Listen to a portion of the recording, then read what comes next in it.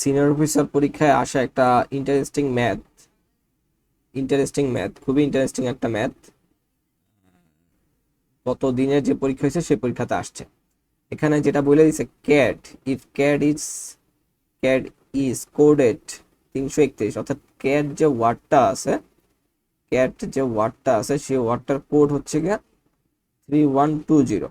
তাহলে আমার কাছে জানতে চাইছে how will dog be coded, ডগের যে কোডটা সেই কোডটা কি হবে। ক্যাডের কোড যদি হয় 3120, ডগের কোড কত হবে। এটার জন্য এই যে আমি এখানে ABCD লেখা রাখছি, এই জিনিসটার সিরিয়ালটা হচ্ছে আমাদেরকে জানতে হবে। ঠিক আছে, আমি যদি একটু ক্যাটের সাথে মিলাই, ক্যাটের সি কত নাম্বার, 1 2 3 3, সেই কারণে এই ক্যাটের পরিবর্তে 3। এ, ক্যাটের পরবর্তী ওয়ার্ডটা হচ্ছে এ, আমার কত নাম্বার, 1 নাম্বার, সে কারণে হচ্ছে 31। এরপরে আছে ক্যাটের টি, হচ্ছে আমার কত নাম্বার, এখানে যদি আমি গুণে আমি দেখবো টি হচ্ছে কি আমাদের একদম 20 নাম্বারটা। এই কারণে হচ্ছে আমাদের ক্যাটের 3120, অর্থাৎ 3120।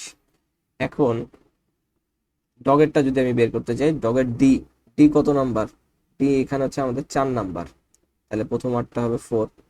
ও কত নাম্বার, এই যে ও আছে এখানে আমাকে একটু গুণা দেখতে হবে, 1 2 3 4 5 6 7 8 9 10 11 12 13 14 15। ডগের ও হচ্ছে কি আমাদের 15 নাম্বার। এরপর আছে জি, আমার এই তো এখানে, এই যে এটা, তাহলে 1 2 3 4 5 6 7, 7 নাম্বার।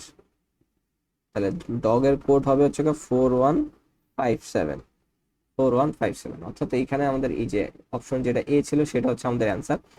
মেইনলি যেটা জানা লাগবে সেটা হচ্ছে আমরা ABCD সিরিয়াল ওয়াইজ জানি কি না, কনসেপচুয়াল কোশ্চেন, তো খুবই ইন্টারেস্টিং।